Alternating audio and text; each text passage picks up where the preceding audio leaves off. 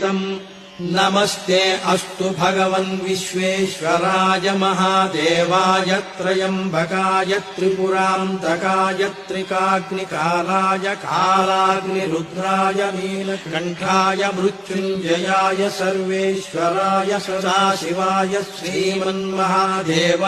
नमः।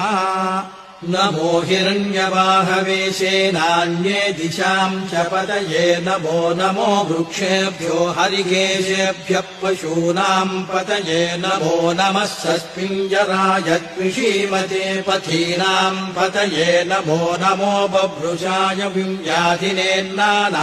पतये नमो नमो हरिकेशायोपवीतिने